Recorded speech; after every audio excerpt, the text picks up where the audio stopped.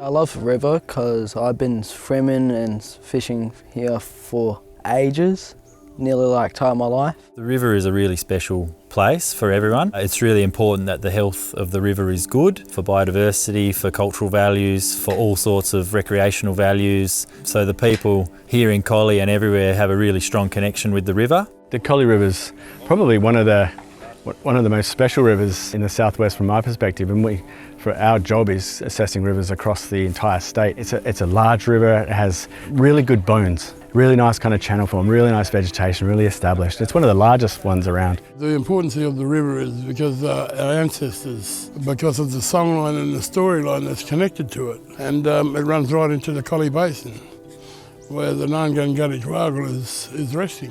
The Aquatic Habitat project aims to reintroduce habitat structures into 2 pools on the southern branch of the Upper Collie River.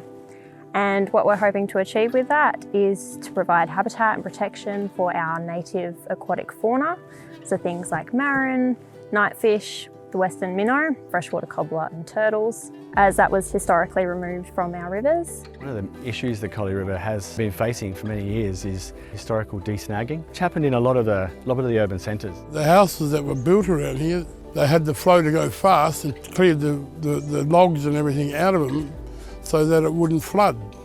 So it wouldn't flood back through to their houses. What it left us with is in many cases this kind of lunar landscape within a lot of the river pools, which our species rely on, particularly through the dry season, to kind of weather that storm. So they're sitting in these pools with no habitat and they're exposed to natural predators. It's a situation or a scenario we've been trying to address for a long time. So fish hotels provide habitat for our native fish and crustaceans. They provide some shelter, protection from predation. It's really replacing a lot of that habitat that was removed from our local waterways. It's giving us an opportunity to actually address some of these issues through some pretty simple solutions, putting some wood back into the system. One of the really lovely things about this project is we've been able to involve the community in almost all aspects of it. We've had students from Amaroo Primary being involved in before and after water monitoring, before we put in the habitat structures to obviously what aquatic fauna is there and get an idea of what kind of numbers. And then we come back after we've installed those habitat structures to then see if there's been a change in those numbers. We had the students from Clontarf involved in building fish habitat structures.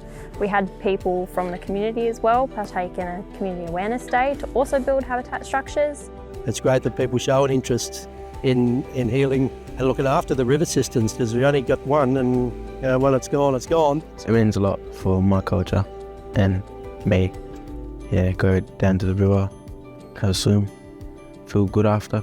It feels pretty good because at least I help in keeping shelter for perch, marron, cobbler and even long-necked turtles. There's a lot more in the water than I realised. And it's great to have these younger folks down here and even the team, you know. Being able to contribute to the health of that river is really important, and to be able to get the Danju crew involved is really rewarding for us. The different groups in the different towns can have the connection back to country, back to the river systems, and start enjoying it again.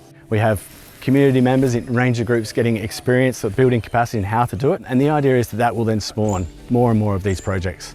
So we certainly hope to be extending this work through the greater Collie, essentially setting up little satellites of habitat that the species can move between, and then bringing that on into other systems. I'm really keen to see the results, because I would love to be told down the track that they're being used by marron and fish and cobbler. So I'd love to see more of these structures getting put into the waterways. The more we can support wildlife, the better. I've loved seeing the community getting to be a part of what we do at the Leschenault Catchment Council, and we're incredibly grateful for our many project supporters that have assisted us in our restoration activities, particularly the West Australian Government through their state NRM program, the Department of Water and Environmental Regulation, and South 32 Worsley Alumina, who all funded this project and made all of this possible.